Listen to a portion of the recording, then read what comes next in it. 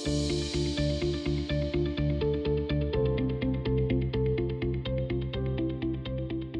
I'm joined by Kate Loh, Head of Development for Pan Pacific Hotels. Kate, welcome. Hi, good morning. Good morning. Nice to have you. So I'm curious, what is the pipeline for Pan Pacific Hotels, and where are you seeing your competitive advantage vis-a-vis many of the other brands that are out in the region? Yeah, so thank you for the question.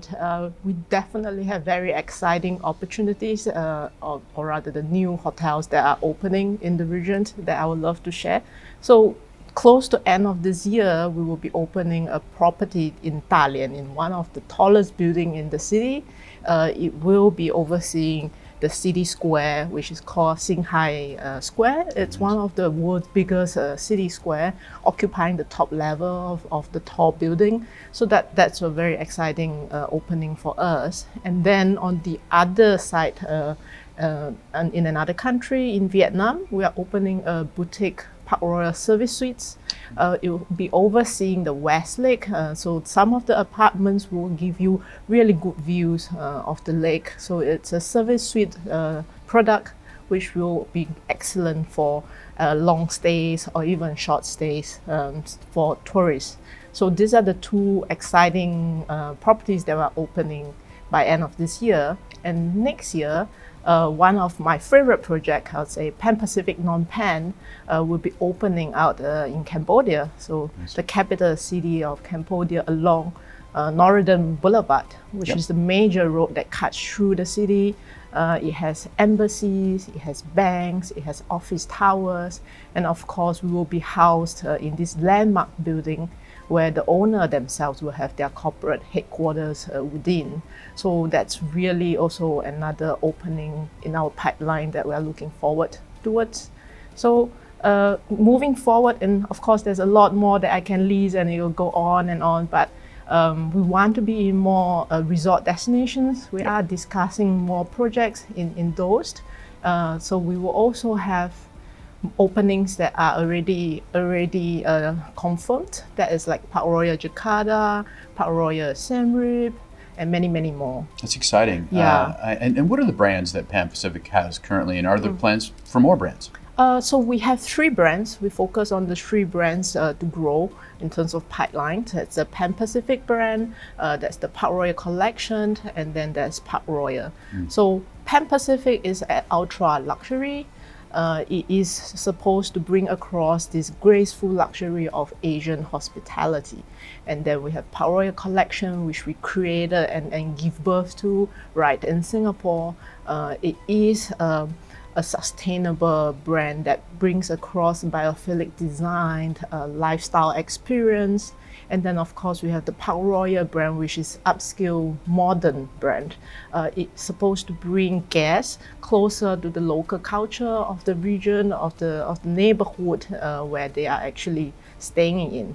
So to the second part of your question, you were asking what competitive advantage the Pan Pacific Hotels Group have, right? I think you hear me in terms of listing the pipeline. There is hotels, there's service suites.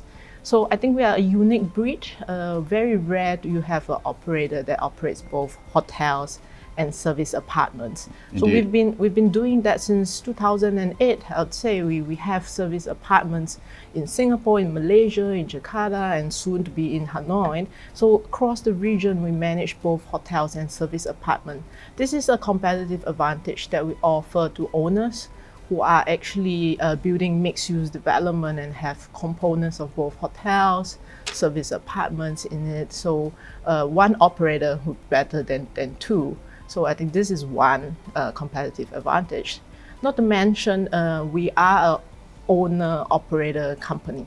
So we tend to be able to see from the owner's perspective when it comes to the designing and the conceptualizing of hotel projects.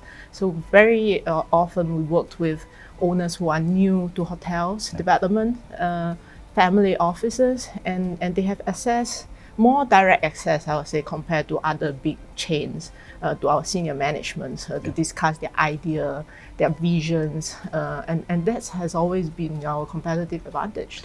So another thing that makes Pan Pacific so unique is your use of adaptive reuse, where you have a project in Bangkok, which was in former office building. What is it about the adaptive reuse that is such a competitive advantage for Pan Pacific in the region? I think the key is, say, you mentioned that that project is in Bangkok, right? Bangkok is being such a gateway city, similar to the other gateway city that we know, like Tokyo, Hong Kong, Singapore. The thing about them is getting a prime location within the city is so tough nowadays. They're so built up. So adaptive reuse really present us with the opportunity to get a location, and it's, although it's not new built, and in fact it is better because it allows for a faster entry, a market entry time, because Right. once you do adaptive reuse instead of having to build up from scratch. It's also compelling because of the cost efficiency. I'd say building up from scratch is going to cost a lot more, waste a lot of construction materials, energy footprint, carbon footprint, if we may. So adaptive reuse definitely a very good point. So adaptive reuse is something that we really looked into when trying to get prime locations in cities. And not to mention, so doing this allows us to maybe have access to some historical site, cultural place that lends to demand generating, because we have guests who really wants to visit places that have more cultural, historical significance for the city. So being at such locations means that you have a captive market in terms of demand. Or maybe if that site is next to, say, important transportation hubs, and you capture the transient guests. So it's definitely a win plus win strategy to do, interesting. do adaptive reuse. Interesting. And in addition to adaptive reuse, sustainable design and sustainability in design, but also in operations, is also very important to Pan Pacific. And you've got a couple of examples: Pan Pacific Perth and Pan Pacific Orchard.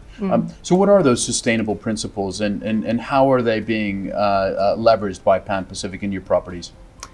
Interestingly, so now we move from adaptive review to sustainable, right? So using adaptive reuse is also part of the strategy in terms of our long-term goals for sustainability, because you are conserving something, right?